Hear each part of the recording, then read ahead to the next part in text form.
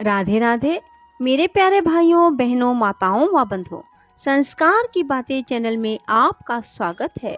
बंधुओं, आज मैं आपको सुना रही हूँ आषाढ़ मास में सुने जाने वाले स्कंद महापुराण की कथा।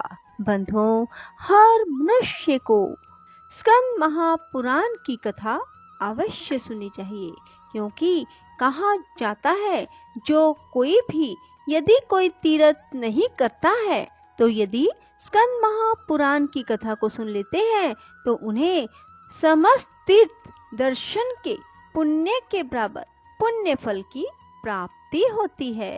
बंधुओं, यदि आपने YouTube चैनल संस्कार की बातें अब तक सब्सक्राइब नहीं किया तो जरूर करें और बेल आइकन दबाना ना भूलें, ताकि आपको हमारी आने वाली सभी वीडियोस की जानकारी सबसे पहले हो सके।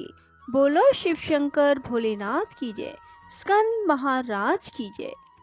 ऐसी परिस्थिति उत्पन्न होने पर देवलोक में फिर अराजकता छा गई। सब देवता उस समय विस्मित चित्त होकर कहने लगे, अहो, इस राजा ने बड़ा भारी कष्ट पाया।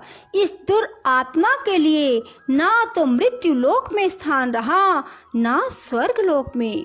महापुरुषों की अवहेलना करने से इसका सारा पुण्य एक ही क्षण में भस्म हो गया। अब पृथ्वी पर दूसरा कोई यज्ञ करता राजा नहीं दिखाई देता जिसका इंद्र के सिंहासन पर अभिषेक किया जा सके। इसलिए सब देवता, ऋषि, नाग, गंधर्व, यक्ष, पक्षी, किन्नर, चारण, विद्याधर, असुरगण, अप्सराएं तथा मनुष्य चिंतित हो गए। तदंतर शची देव ने धर्म और अर्थयुक्त वाणी में कहा, गुरुदेव, बृहस्पति तथा अन्य देवताओं, चिंता ना करो। तुम सब लोगों को अब वहीं जाना चाहिए जहां हमारे स्वामी रहते हैं। इंद्राणी की बात सुनकर बृहस्पति जी देवताओं के साथ ब्रह्म हत्या पीड़ित इंद्र के समीप गए। जलाशय के किनारे पहुंचकर देवताओं ने इंद्र को पुकारा। इंद्र ने जल में खड़े होकर देवताओं पर दृष्टिपात किया और कहा, अब तुम लोग यहाँ क्यों आए हो? मैं तो पाप से पीड़ित हूँ, ब्रह्म हत्या में डूबा हुआ हूँ और यहाँ अकेले ही तपस्या करते हुए इस जल में निवास करता हूँ। उनकी बात सुनकर देवता विह्वल हो गए और बोले, देवराज, विश्वकर्मा के पुत्र विश्वरूप ने ऐसा यज्ञ कराना आरंभ किया था जिससे देवता और तपस्वी ऋषि विनाश को प्राप्त हो जाते। इस कारण परोपकार की दृष्टि से ही आपने उसका वध किया था। इसलिए हम सब लोग आपको अमरावती ले चलने के लिए आए हैं। देवताओं में जब इस प्रकार बातचीत हो रही थी, ब्रह्म हत्या भी तुरंत बोल उठी, मैं देवराज इंद्र को अमरावती जाने से रोकती हूँ। यह सुनकर बृहस्पति ने सहसा उसको उत्तर दिया, ब्रह्महत्ये, हम तुम्हारे निवास के लिए दूसरे स्थान नियत करेंगे। कार्य की गुरुता को दृष्टि में रखकर देवताओं ने उस समय ब्रह्म हत्या को शांत कर दिया। फिर सब ने विचार करके ब्रह्म हत्या को 4 भागों में बांटा। तत्पश्चात देवताओं ने सबसे पहले पृथ्वी से कहा, देवी, देवताओं की कार्य सिद्धि के लिए इंद्र की ब्रह्म हत्या का एक अंश तुम्हें ग्रहण करना चाहिए। देवताओं की यह बात सुनकर पृथ्वी कांप उठी और बोली, आप लोग ही विचार करें, मैं ब्रह्म हत्या का अंश कैसे ग्रहण कर सकती हूँ? मैं संपूर्ण भूतों को धारण करने वाली तथा विश्व का भरण पोषण करने वाली हूँ। मैं इस पाप पंख में डूबकर अधिक अपवित्र हो जाऊंगी। पृथ्वी का यह वचन सुनकर बृहस्पति जी ने कहा, सुंदरी, तुम भय मत करो, तुम तो सर्वथा निष्पाप हो। जिस समय यदुकुल में भगवान वासुदेव अवतार लेंगे, उस समय उनके चरणों के स्पर्श से यह ब्रह्म हत्या का आंशिक पाप भी निवृत्त हो जाएगा और तुम पूर्णतः निष्पाप होकर रहोगी। उनके यूं कहने पर पृथ्वी ने उनकी आज्ञा का पालन किया। इसके बाद सब देवताओं ने वृक्षों को बुलाकर कहा, आप लोग देव कार्य की सिद्धि के लिए ब्रह्म हत्या का एक अंश ग्रहण करें।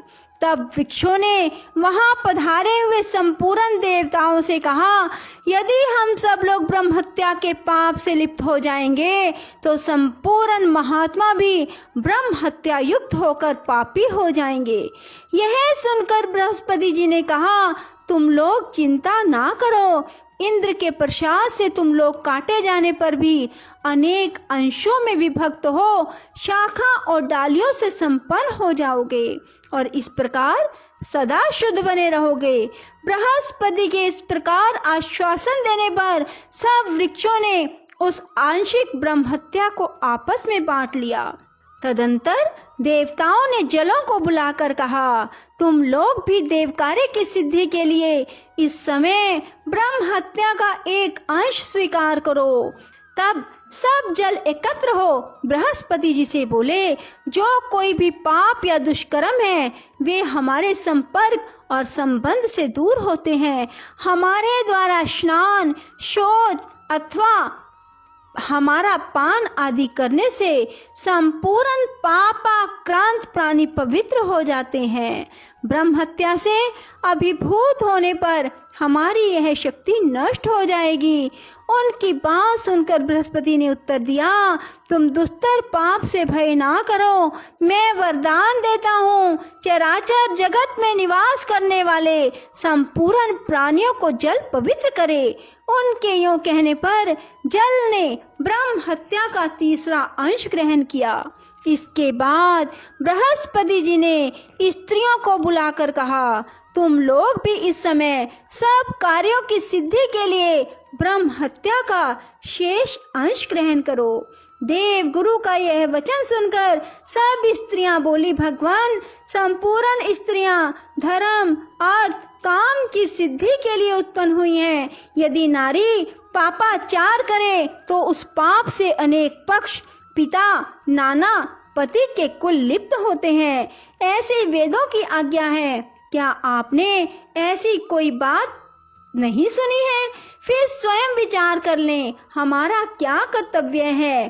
स्त्रियों के ये कहने पर बृहस्पति जी ने वरदान दिया, देवियों, तुम सब इस पाप से भय ना करो। तुम्हारे द्वारा स्वीकृत ब्रह्म हत्या का यह अंश भावी पीढ़ियों के लिए तथा दूसरों के लिए भी शुभ फल देने वाला होगा। तुम सबको इच्छा अनुसार काम सुख प्राप्त होगा। इस प्रकार देवताओं ने ब्रह्म हत्या के 4 भाग किए और वे अंश तत्काल ही पूर्वोक्त समुदायों में स्थित हो गए। उस समय इंद्र का पाप सर्वथा नष्ट हो गया। अतः देवताओं और ऋषियों ने देवपुरी में शची सहित इंद्र का पुनः अभिषेक किया। महात्मा इंद्र संपूर्ण देवताओं, महानुभावों, मुनीश्वरों तथा सिद्ध गणों के साथ पुनः लोकपाल पद पर प्रतिष्ठित हो गए। उस समय इंद्रलोक के संपूर्ण निवासियों के मन में महान उत्साह और अपार नंद छा गया। लोमशी कहते हैं, इसी बीच में इंद्र का महान उत्सव देखकर पुत्र शोक से पीड़ित विश्वकर्मा के मन में बड़ा क्रोध हुआ। वे बहुत खिन्न होकर अत्यंत उग्र तपस्या करने के लिए गए। उस तपस्या से संतुष्ट होकर लोक पिता महाब्रह्मा जी ने प्रजापति त्वष्टा से कहा, सुव्रत, तुम कोई वर मांगो। तब त्वष्टा ने अत्यंत हर्ष से भरकर वर मांगा, भगवान, हमें ऐसा पुत्र दीजिए जो देवताओं के लिए भयंकर हो, संपूर्ण देवताओं और इंद्र को भी शीघ्र मार डालने की इच्छा रखता हो। तथास्तु कहकर परमेष्टि ब्रह्मा ने वरदान दे दिया। उस वरदान से तत्काल ही वहां एक बड़ा अद्भुत दैत्य प्रकट हुआ जो वृत्त नाम से प्रसिद्ध था।